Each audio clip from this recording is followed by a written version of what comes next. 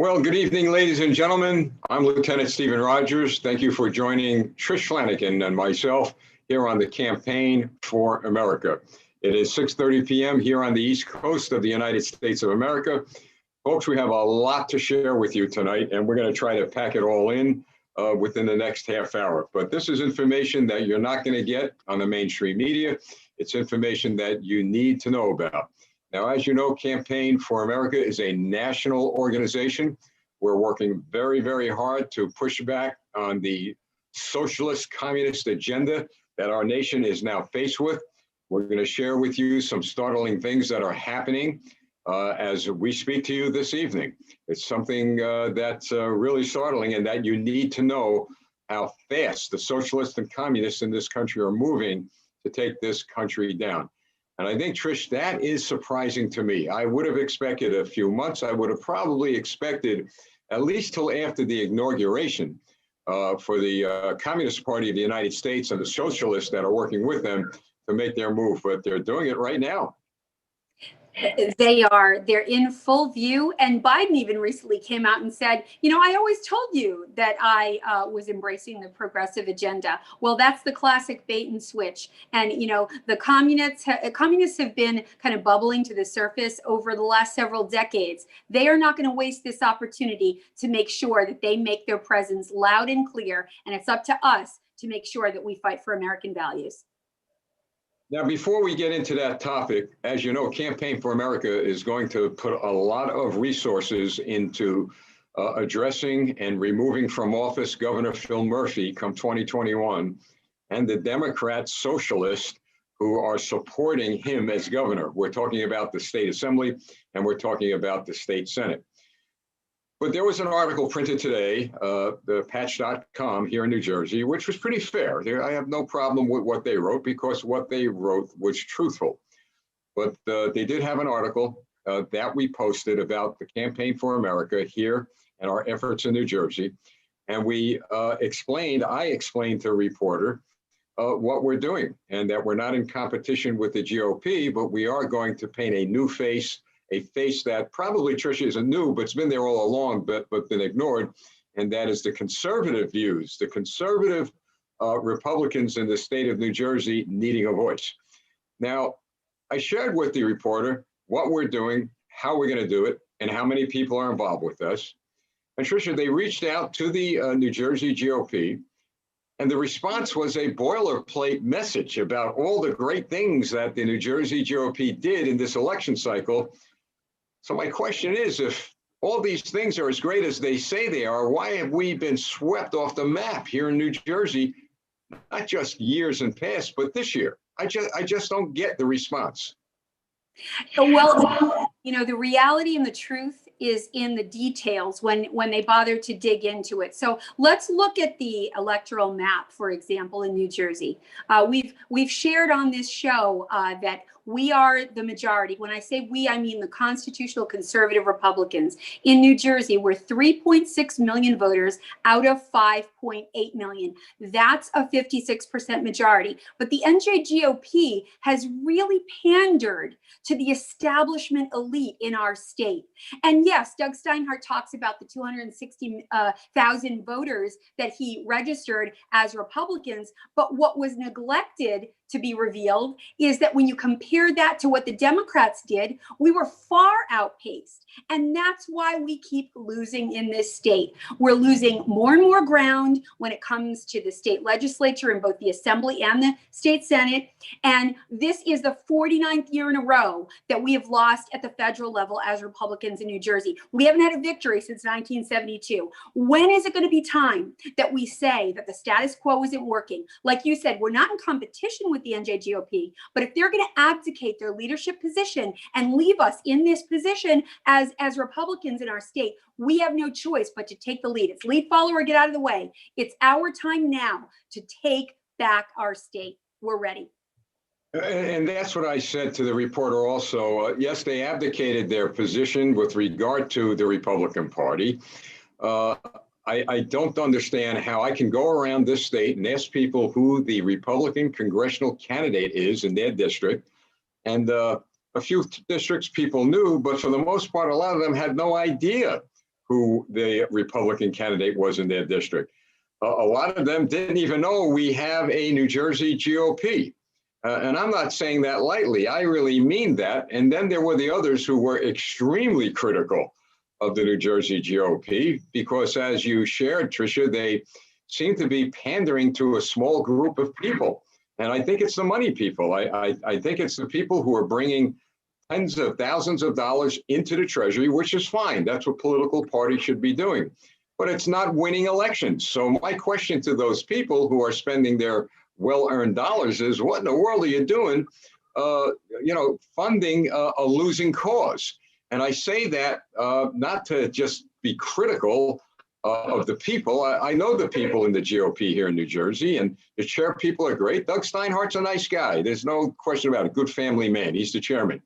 But, when you don't have the leadership skills, when you don't have the backing of the people in this state, then, it's time to reassess your own position. And the question is, does he step down? Does he stay with it? He's got ideas of running for governor. That's his business. But I got to tell you, we got to start thinking about the people of the state of New Jersey, as we do the people around the country. And I'm not saying that the solution to the problem is putting party to the side, because we certainly need a strong New Jersey GOP. But your country has to come before you. Your state has to come before you. So I believe what we've done, we did touch a nerve, and that's fine, because I did hear from some chair people around the state in support of the position we're taking, which I thought was refreshing. They won't say that publicly, and I get it. But I'm beginning to see the feeds that I'm getting on the internet and the personal messages. And these are people who said that we have not heard from them, but they're going to hear from us, and they are in support of what we're doing. So again, we're not in competition with everyone, but Tricia, as people have said to us, it's about time that gap be filled, and Campaign for America is going to fill that gap. Well, exactly. And that is where we're standing, right? I mean, here is the reality, and this is not anything but public knowledge. The NJGOP has worked as an establishment entity that looks to the candidates that are running for office to support them. We are looking at this differently. We're flipping it over, and we're saying that we are going to be the entity that not just brings the Republican conservative banner forward, but we're going to support the candidates that can win. And I think that's going to be the critical difference. And, like you just said, American values are what's at stake. New Jersey is atypical in that we are a blue state, but Gallup showed within the last 5 months that we are the only blue state that is Republican and conservative at our core. That shows us not just what's wrong, but it elucidates the opportunity. And that, to your point, is exactly where we're standing. And that's how we intend to win next year and years beyond. And we will, folks, we will win with the efforts that we're making, because I see the numbers of people now getting in touch with us. And Tricia, they've identified themselves as conservatives. Who did what? Who didn't vote in past elections, who gave up on the New Jersey GOP, who simply got tired of the same old story with the same old people and the same old act. Those aren't my words. Those are words from people that I'm hearing from. Now they're going to be depending on us, not just me and you, but those who have jumped on board.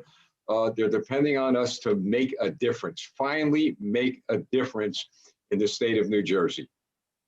Well, you're 100% right. And that's our goal. And I know we're going to talk a lot about numbers today. And with my analytic background, I love to start with the numbers. That carves out our path to victory. And when we look at the flow of voters, where they've gone from the Republican Party in our state, they've been increasingly registering as independent conservatives. That's the treasure trove of voters. When you look at just Democrats and Republicans in New Jersey, we look like we're outnumbered like 2-1. So we're 1.2 million Republicans, but we're up against 2.1 million registered Democrats.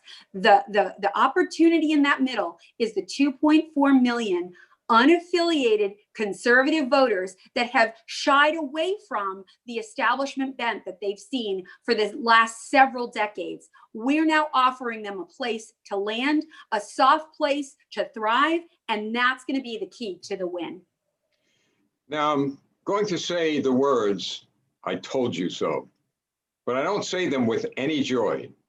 To the Democrats, to the socialists, to those who supported Joe Biden and Senator Harris and the socialist agenda that they presented to this country, I'm going to say, I told you so, because now they are coming after you. Tricia, what I tweeted out earlier, and we have the evidence to back up what I tweeted out, we said this would happen. Democrats, they are coming for you. Socialists demand that Biden and Harris get on their knees and meet their demands. Well, what is it that they want? What is it that they are now looking for? And who are they? They're the very socialists and communists who are now making their move to take complete control of not only the Democrat Party, which was once known as the party of JFK, but they're looking to take over our entire legislative process here in the United States of America. Tricia, let's start with this. Let's start with progressive Democrats have slammed President-elect Joe Biden's appointments of Representative Chadwick Richmond and Steve Ricchetti to White House posts, calling them unacceptable. Why are they calling these individuals unacceptable? Because I believe that these Democrats who Joe Biden wants to appoint are not socialists, that they are not progressives, that they are moderates and maybe bordering on conservatives, which tells me we Republicans, we the people, we the American patriots are truly a danger to that socialist movement. And now they're looking to eradicate any thought of being conservative or moderate from the Democrat Party. Absolutely. And, this has been their agenda all along. They're finally not hiding it anymore. I will quickly add that I do believe that this, the office of the president-elect is not an official entity. Our Constitution says that the electors are certified on December 14th. So we have a long way to go. And I know we're going to talk about some of the data that's rolling out that, as Sidney Powell says, it's like drinking from a fire hose. There's so much evidentiary support for our position that President Trump will still be our president come January 20th. But to your point about, the progressives that are coming to light, they are making it known that they are the far left party that is embracing communism. They like to call themselves the party of the Democrat socialists. Well, that's just a pretty name for an old concept known as communism. And let's not forget that Kamala Harris was identified as by GovTrack, an independent, nonpartisan organization, as the most liberal senator in the U.S. Senate currently. This is not a surprise that they're embracing all of these extremist values. And, the blue dog Democrats, the conservatives that were just left of center, going all the way back to Tip O'Neill, that is a party of the past. This is what we're facing now, and Democrats need to be labeled exactly what they are. Progressivism means communism, pure and simple. Now, Senator Harris will no longer be a senator since she is expected to be vice president of the United States, which, I'm not sold on that yet. But the fact of the matter is that there will be an empty seat in California. And the communists and socialists have already made it very well known that Joe Biden owes them big time. In fact, I believe that one of their Marxist leaders, made it clear to Joe Biden that he owes them big time. So Black Lives Matter has launched a petition today, folks. Today's Monday, yesterday, calling on California Governor Gavin Newsom to appoint a Black woman to fill the U.S. Senate seat to be vacated by Kamala Harris once she officially resigns to become vice president. Listen, I don't believe that you should be picked for an appointment to anything based on color, but listen, this is what they said. They want a Black woman on there, except I don't care what color you are, but I do care if you're a socialist. I do care if you're a communist. I do care if you have been recommended by Black Lives Matter, whose co-founders apparently, from what I read, are Marxists. So once again, Joe, Kamala, get on your knees because we're coming and you better listen to us. Yes, and this is, when you look at the roster of candidates that Gavin Newsom is teeing up in California to take that Senate seat, he's looking at Karen Bass, who is, she has been known to have ties to communist Cuba with the Fidel Castro regime. She is someone that has lauded communism from the state legislative floor, and she is thought to be the prime candidate that Gavin Newsom is looking at to fill that seat. We also have Javier Becerra. He's the attorney general in California that has his own brand of extreme leftist views. And when we look at, California, it's no surprise that it has been leftist for a long time. It will probably remain that way. But when we look at how this is packing our government in the United States Congress, it's not a good day when those are the candidates that are being considered. It's only going to pull our Congress and our U.S. Senate further to the left. And not only, Tricia, are candidates being considered for the Senate, perhaps for Congress and other federal offices, they're lining candidates up to run for state offices, local offices, and very troubling to me, running for school boards.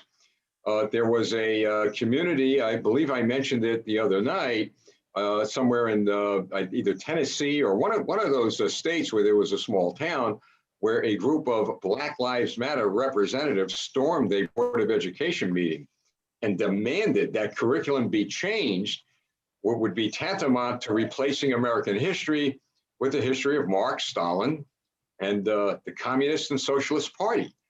Now, how is it that people can do this? They can just march in and take complete control of a meeting where the police had to be called. And how did we get here?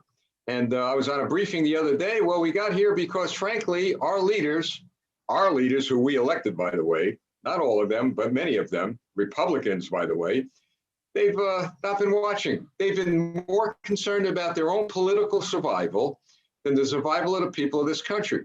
And this is years and years of that.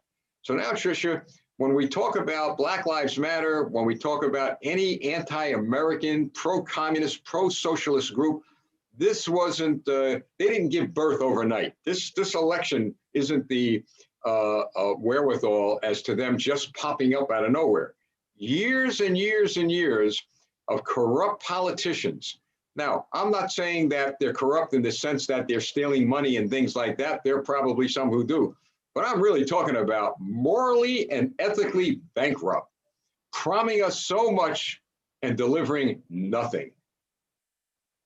Yes. And what you said, it outlines perfectly the danger of the lukewarm Republicans, because if we conservatives do not fight when we need to and how we need to, this is what's going to happen. If we don't hold the line, we will have this encroachment more and more of socialism and communism. I mean, they've made it known that this is the agenda over the last several decades to fill the school boards, to fill the state legislatures, and then to ascend to the highest ranks of our Congress. This is what we're up against. And the Republicans, sadly, for decades have been asleep at the wheel across our entire country. Our Constitution provides for pushback. Lindsey Graham talked about this at the confirmation hearings of Justice Kavanaugh. He talked about what we need to do to put the mechanisms in place to stave off the extreme liberal agenda. We're just not doing it en masse. And that's what we need to stand in the gap for and fight like we've never fought before. And so the question is, who's going to fight? The Republican Party needs to fight back.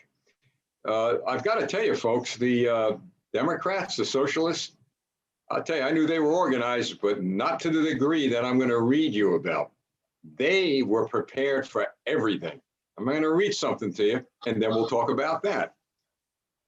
A host of California residents and California-based political organizations are prepared to descend on Georgia to campaign for two Democrat U.S. Senate candidates whose victory would have profound implications for the direction of the country.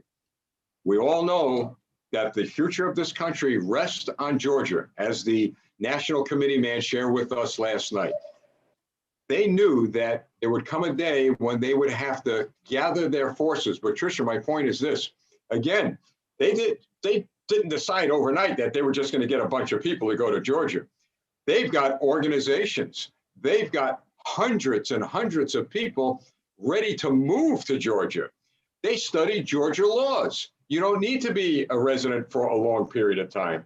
There are provisions in their law that is giving them a pathway to actually vote in that election come January.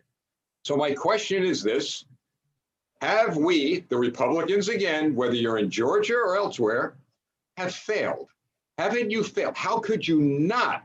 How could you not prepare for the worst? How could you not look at this loophole in your state laws?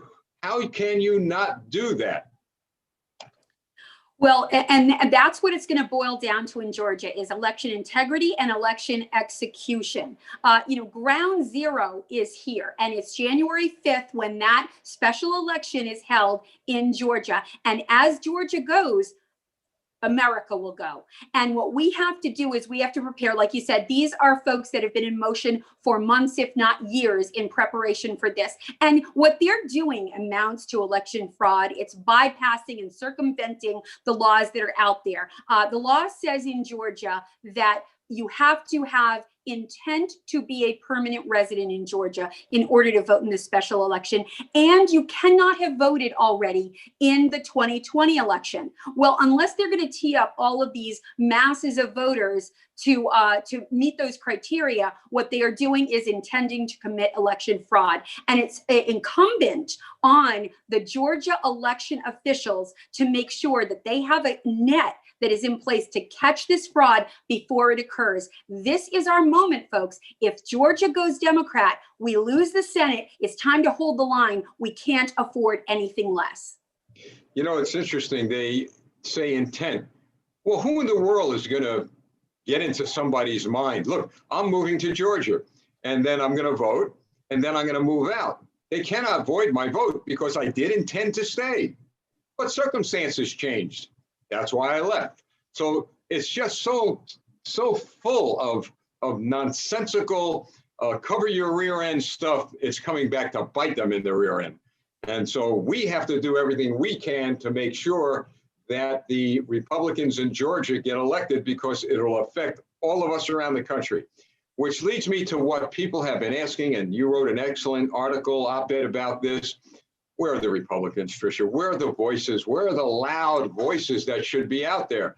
There are a few, Jim Jordan, Ted Cruz. I know a few of those ones on TV. In New Jersey, not a peep. I mean, not a peep. And I believe that those who ran for office and lost, they have a voice. They got to get up and they got to start talking about Georgia. They got to start talking about the profound effect that the Democrats, socialists, communists are going to have on our country. But it goes back to what I said earlier. They only care about themselves. They don't care about us. And if you think people, most people in politics, I was about to say many people, but I'm beginning to realize that most people in politics, they will compromise themselves. They will sell their souls. They will do anything to get reelected.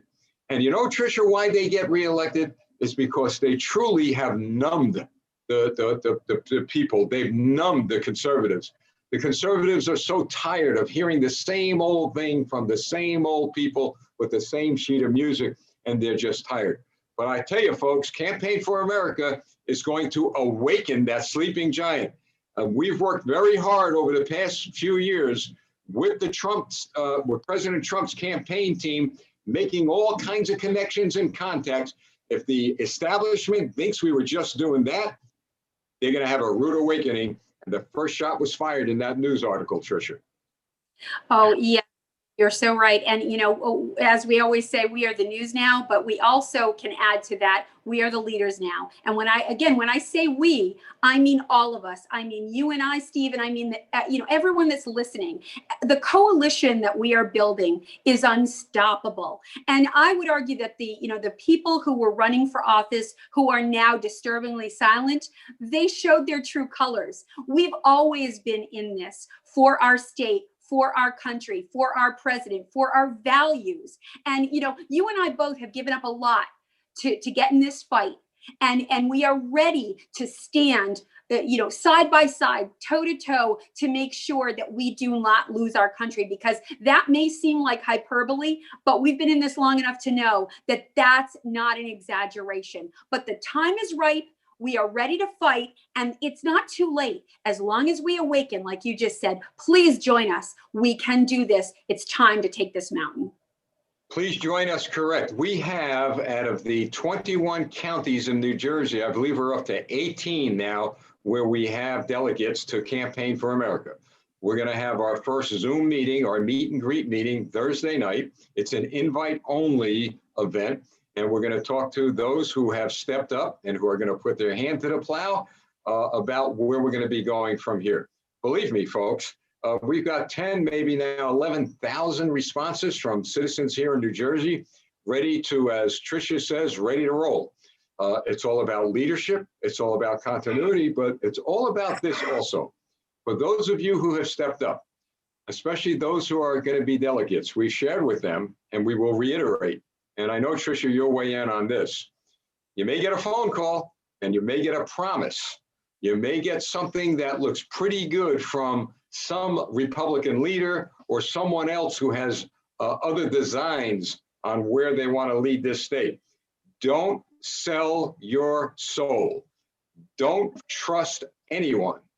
Trust God. Certainly you could trust us, but if you don't trust us, that's fine too. In fact, don't trust us until we deliver. How's that? Don't trust us until we do what we say we're going to do. There's a biblical scripture that says, by their fruits, you will know them. Well, you measure us, Campaign for America, by the fruits that are born on the vine that we sprout out, because our vine is connected to a tree trunk, and that tree trunk is rooted in biblical principles, in constitutional principles. There's where our roots are, the Constitution of the United States, and yes, what the divine providence of God has given us.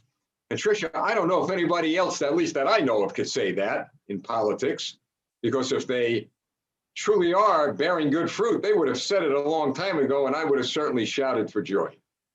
Exactly. And, you know, we can all be fruit inspectors, right? Because that's our job. And I would encourage everyone to hold everyone that wants your vote, everyone that wants your support, everyone that wants your alliance and allegiance, hold them up to that very standard. We put that out there because we are confident. We know whom we serve. And like you said, we are fighting for our Constitution, and we are part of the vine that is, God's fruit. We are the branches. He is the vine, and we are going to make sure that we serve not only our country, but you as voters and as those who support us. We will do this together, and we are not afraid of the scrutiny that will come upon us, because we know that we are bearing that good fruit. And as we have reiterated all along, you come on board, we're not going to ask you for a dime, folks. We've said spend that money on your family. All right, we're going to ask you for the gifts, the talents, the skills, whatever you have that God has given you to help us take not only New Jersey back, but take our state back. And speaking of states, I once again want to congratulate the state of Florida, the chairman, Joe Grutter of the GOP, Joe Albergo, who has led a fantastic effort to get President Trump reelected in his state. And the model they have in Florida should be a model that the rest of the country should follow. Hopefully down the road that'll happen. But getting back here to the Democrats and the socialists, getting back here close to home in New Jersey, many of you who are Democrats who supported Governor Phil Murphy are now suffering the wrath of his draconian measures. And get ready, because the wave is coming again. And that wave is a wave of destruction. But we're hearing about the state of New Jersey and perhaps other states, but particularly here in New Jersey, about the regulations that are going to be coming down are going to finally be, as one New Jersey businessman put it to me, the nuclear bomb that will finally put to death anyone who owns a small business. And Tricia, I read an article earlier, and again, these are very, very sad stories, where because of Governor Phil Murphy's ridiculous, as well as Governor Cuomo and others around the country, draconian measures, a 100-year-old man who spent every Thanksgiving his entire life will not be able to spend Thanksgiving this year with his children, grandchildren, great children, and I think there's a great grandchildren in that mix, because the clock. Murphy says you cannot do this. You cannot gather with more than 10 people in your home. It's my home, Governor. You have no right to tell me who I could have in my home. Tricia, heartbreaking. Well, it is. I mean, and so many things come to my mind when I hear this story. The first thing that I think of is Joe Biden's own choice to lead his COVID-19 response team is Zeke Emanuel. Zeke Emanuel actually made a statement recently that said, if Americans live 75 years, that should be good enough. And so, they talk out of both sides of their mouth. And when you think of this man who has lived a wonderful life, has seen the fruits of children and grandchildren, probably great-grandchildren, to not be able to spend this holiday, which you never know, could be his last. This is one of the most egregious forms of draconian measures that we can think about. This is America. Governor Murphy was right when he said that the Constitution was above his pay grade. At 100 years old, at any age, we all as Americans have a right to live our pursuit of life, liberty, and happiness. And if this is something that would be a wish of this wonderful American, who is Governor Murphy to stand and not only violate his constitutional rights, but take the joy away from him, perhaps in his last days? This is egregious and unconscionable. So folks, we are running out of time. We have a lot more to talk about, but I'm going to share something very startling with you right now, and then we'll close out the broadcast. Remember what we've been saying all along, that the communists in this country and that the socialists and that what we're seeing now just didn't prop up overnight, that indeed the Chinese Communist Party is involved. And remember, I kept on sharing with you that President Ronald Reagan had his hands full from the day that he began to fight the Soviet communists. Did you ever wonder why CNN? Now, here's my view, my commentary, all right, my little op-ed, because I'm going to read something startling to you. You ever wonder why CNN is now going down the road, in my view, the pathway to become a propaganda machine for the communists and for the socialists, and fighting very hard against President Trump? Well, here's something, folks, I've got to tell you that surprised me. It really did, because I didn't know this. In 1986, KGB reported to the Politburo, now that's the Soviet House of Representatives, the KGB reported to the Politburo that they took credit for stirring up the anti-military movement in countries of the West, including the United States. Now, when Reagan was in office, he was building our military up, and the communists had to find a way, to strike back at Reagan and his anti-communist movement. They found a way. They found a way that the Chinese communists have found today. And that was to get involved in unions, to get involved in mass media, to get involved in Hollywood. Well, Reagan knew that, and he fought back. And as we talked about leadership, at least he had even some Democrats like Tip O'Neill and others who said, hey, look, politics is politics, but we're going to stand up and fight for our country. Well, get a load of this, folks. They, meaning the Soviet Communist Party, could look to a number of successes, including the fact that KGB agent Grigory Arbatov, who was subsequently revealed to be a KGB agent, had been asked by Ted Turner. Ted Turner, you know who Ted Turner is, right? Founder of CNN, to join the board of his Better World Society. Ted Turner of CNN, folks, the founder, invited a KGB agent to be on a board of one of the organizations that he was either chairman of or head of. The roots are deep, folks. We're not kidding. The roots are deep. That, what I read to you, is absolute fact. And let me add the cream on top of the cake. that I just fed you. There was Russian collusion. Absolutely, without a doubt, Russian collusion way back when Ronald Reagan was running for office. And that Russian collusion was in the name of a Democrat senator who went to Moscow and met with representatives of the Kremlin. That senator's name is Edward Kennedy. Look it up, folks. There was Russian collusion way back then. To do what? To take America down, to take President Reagan down. Tricia, it's like a carbon copy. Instead of the Soviets, we're dealing with the Chinese Communist Party to take America down and to take President Trump down. I mean, you just can't make this stuff up. This is not a Hollywood script. This is the real deal. It so is, and I wish we had time to unpack a lot more of that, because if you trace those threads from Ted Kennedy, you can trace them all the way to John Kerry, to the Obama administration. You can connect the dots, not just from Russia to Iran, but from China to the Iranian regime. And look at what's in the news right now about, you know, bringing our forces home from Afghanistan. Well, believe me that there is a powder keg there, not just with Iran and Afghanistan and the void that would create, but let's not forget about Pakistan, who is a nuclear force. This is about to unravel in many ways. And I just look forward to the time when we can unpack that and talk about this more, because there are solutions and they all reside with the Trump administration. And we will be unpacking a lot of this starting tomorrow night. Now, folks, all that we've said, all that we're doing is absolutely meaningless and powerless unless you really get involved. What do I mean by getting involved? We're not going to be asking you to do extraordinary things, but we're going to be asking you to help us fight the communists and the socialists from coast to coast. Please email us. It's mail@rogersforamerica.us. mail@rogersforamerica.us. And that's our Campaign for America email at the moment. We're trying to get a Campaign for America email set up, but you just email that, and that's mail@rogersforamerica.us.